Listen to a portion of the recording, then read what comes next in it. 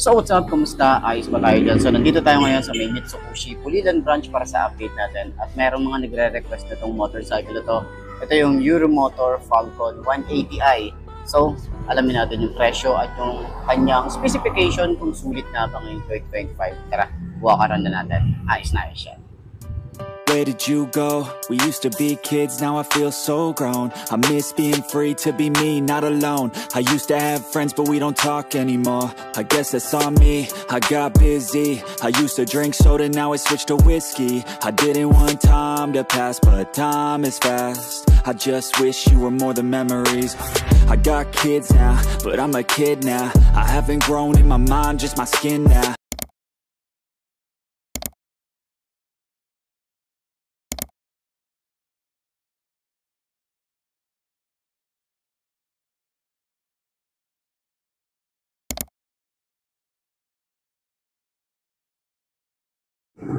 So yun ang mga best, no? Sa lahat ng mga nagtatanong, magkano nga ba ang ganitong motorcycle? Ito ay nagkakahalaga ng 129,900 kapag kinuha nyo ng cash. At syempre available din po sila sa installment. Ipapakita ko na lang din yan sa screen nyo magkano nga ba ang kanilang installment. So para at least meron tayong reference kapag kumuha tayo ng lugar. So sa tingin nyo, sulit nga ba ang presyo niya ngayong 2025? At para sa mga gustong bumili, pwede nyo akong i-message sa aking Facebook page na I'm Mark Moto 2.0 para at least ma-assist ko kayo. So, sa mga nakagamit na ng ganitong motorcycle, baka pwede nyo i-share dyan sa comment section ano nga ba yung mga naging experience nyo sa motorcycle na to. Ayos na ayos yan, di ba? I don't get taxes, I hate chores, I hate mail, bills, and miss the outdoors. I feel like the air used to smell different. The grass was greener and the summers were for swimming. I used to play baseball every inning. Now I work for a living.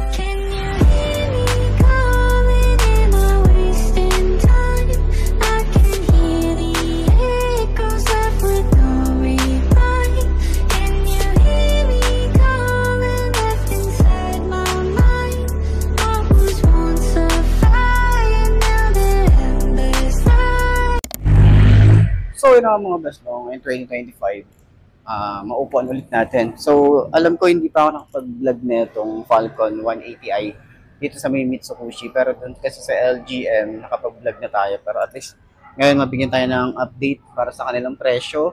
At yun nga pala, sa mga gusto nito, no?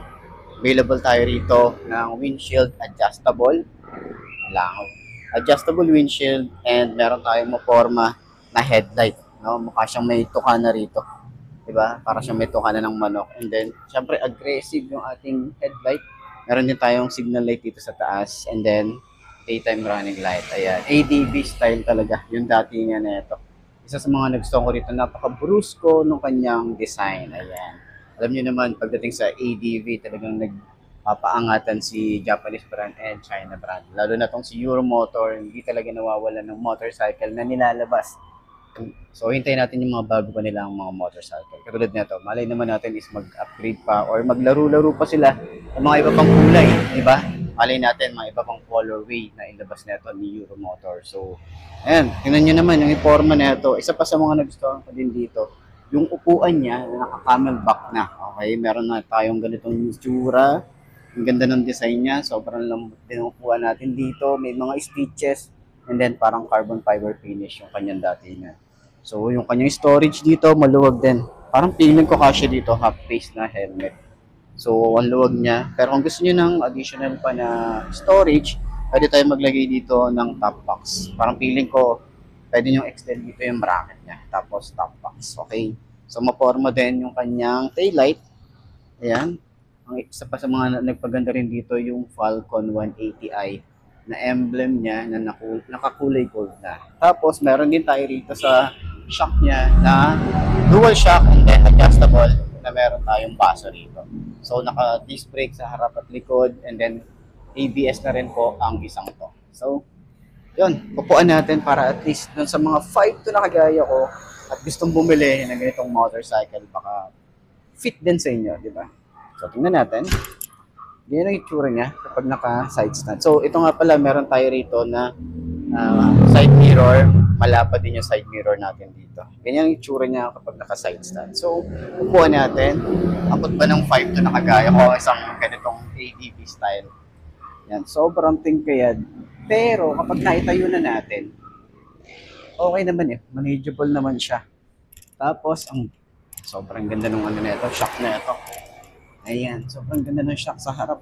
Tapos, yung kanyang turning radius, malawak din. Pero syempre, kailangan natin umusad. Ganyan tayo kapag nagra-rides, ganyan ang itsura natin. Pa-upright position din tayo rito. And yung turning radius niya, ganyan ang haba niya, no? Ganito din. Ganyan din siya.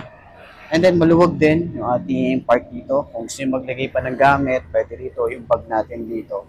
At isa pa sa mga maganda rito is yung kanyang fuel capacity. Sobrang laki din ng fuel capacity nito. So medyo matagal na rin tayo bago tayo magpagas. Ayan. So extension ng paa, meron tayong extension dyan. Ganyan ang itsura natin. Diba? Upright position, napaka-relax ng position natin dito. Keyless na nga rin pala to, and then meron tayong disusi, no? So yung susi niya, yung secret key niya, ayan, nandun din, makikita rin sa remote niya. Ayan. So, sa OBR, tingnan nyo naman, parang napaka-comfortable din, kasi may stopper din tayo rito para sa upuan niya. Okay, so pag tinatayo naman natin siya, magaan naman eh. Ayan no, kahit sobrang ano tayo rito, sobrang tingka yan. Hindi naman natin problema kahit nasa traffic tayo. Ayan, manageable naman din siya. Tapos gumagaan yung motor kapag ay tatayo na. Diba? Yun yung kagandahan doon. Kahit sabihin natin mabigat yung motor, pero pag nasakyan mo na, gumagaan na siya. So, ayun, sa tingin mo, sulit nga ba ang kanyang presyo, yung design, like 2025? Comment nyo naman yan. So, center stand natin kung madali lang din ba siya i-center stand. Lalo na kapag, pag ganyan, mabigat eh. Pero pag sinasakyan mo na siya, goods na. Center stand natin, napakadali lang yung center stand. Ayos.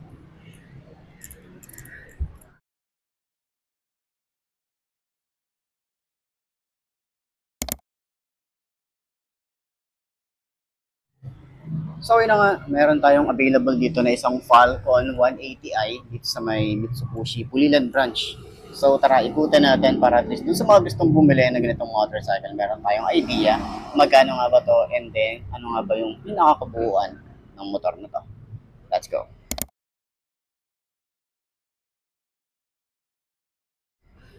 So, meron din tayo rito ang adjustable windshield.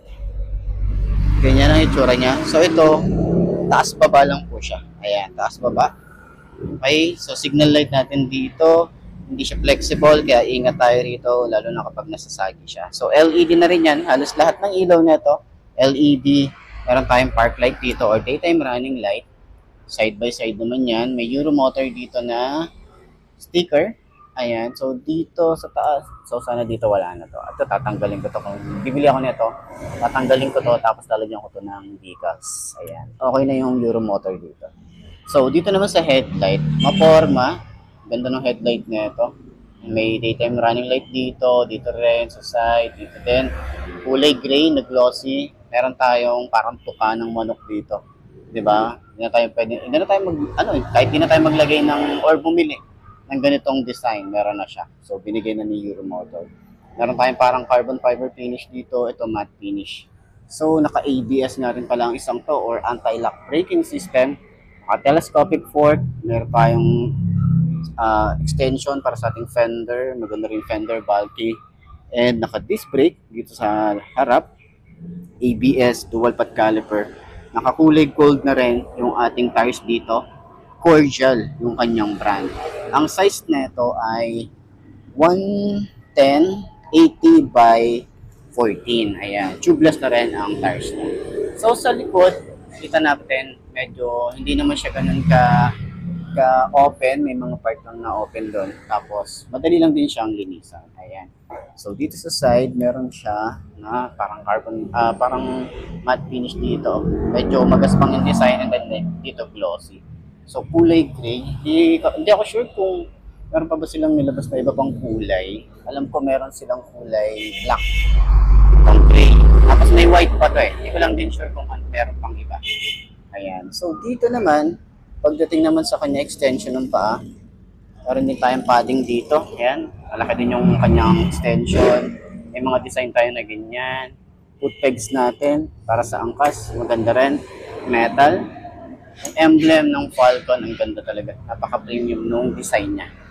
Ayan.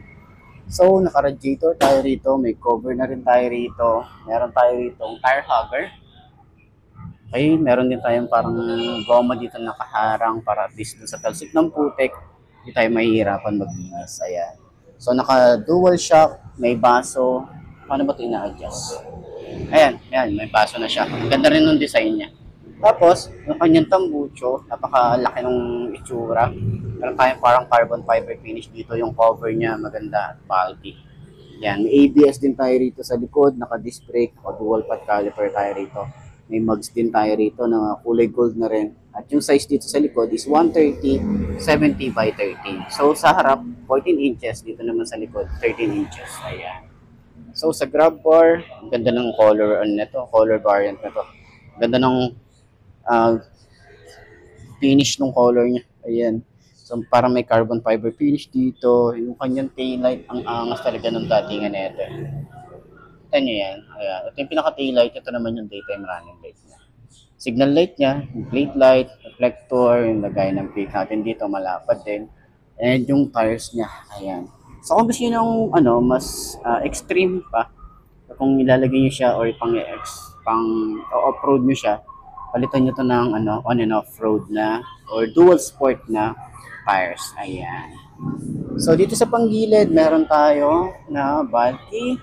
Tingnan nyo naman yan ang forma, ang laki ng kanyang panggilid dito. Ayan. So sa upuan, ito yung sinasabi ko. Meron tayong camelback na rito. Meron tayong parang carbon fiber finish. Meron stitches dito and then match yung tingnan. May Euro motor din dito sa upuan natin. Meron tayong plastic na ganyan. So, open natin. Seat. Ayan. Yan ang itsura niya. Okay. Malaki din yung niya. Yung compartment. Ayan. Malaki yung compartment na ito. Ito yung battery. Dito rin nilalagay. Ito yung itsura niya. Ayan. So, ang luwag. Dito rin pala sa ilalim. Pwede tayo maglagay dito ng ating mga basic tools. Ayan. So, yan. Dito naman sa side, meron din tayo ritong side stand kill switch. Ayan, meron tayong side stand kill switch dyan. And sa side pocket, meron din tayo rito na USB charging port. Ayun o. USB charging port. Tapos medyo malalim ng konti yung side pocket. Tapos ito naman yung ating remote.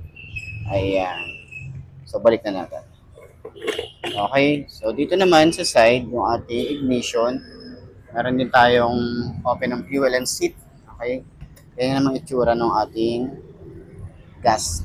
Okay, yung gas tank natin dito. So may lagayan na ng cup dito para pag nagpagas tayo, dito natin lalagay yung cup para hindi siya mawala. Yun lang naman. So, yung kanyang side mirror, tinan nyo ang lapad. Diba? Ang lapad ng side mirror. Ganda din. And then, meron tayong panel na digital na rin. Ito yung up, down, left and right. So, mag-a-adjust tayo. Ayan, naka-naked handlebar and sa kanyang lever. Ito malapad eh. Ayan o. Tapos smooth lang din. Meron din tayo rito ang idling stop or stop and start system. On and off. Park light, headlight, electric starter. So yung grid niya makapit din. And then, mababaw lang yung ating throttle. Sa side naman, meron din tayong flasher, high and low. Meron tayong switch ng hazard. Ayan. Signal light. And busina. So, yan. Yan yung itsura ng ating Falcon 180i. So, sa lahat ng mga gustong kumuha ng ganitong motorcycle, pwede nyo akong i-PM sa aking Facebook page. Okay? Ayos yan. So, yun ako mga boss, no? Ito na ba ang motor na babagi sa'yo? Kung ito na nga, ay markahan mo na yan. Mag-subscribe ka na sa aking YouTube channel. I-click mo na rin yung notification bell para updated ka sa lahat ng videos na upload natin. Dito araw-araw sila yung tatandaan, wala sa front ng motor ang itatagal yan. Kundi na sa pag-aalaga mo yan, tatagal yan, ayos na ayos yan. So, kita ka na lang ulit tayo bukas. I'm Mark D. Ciao. Maraming salamat sa inyo. Babush. Haha.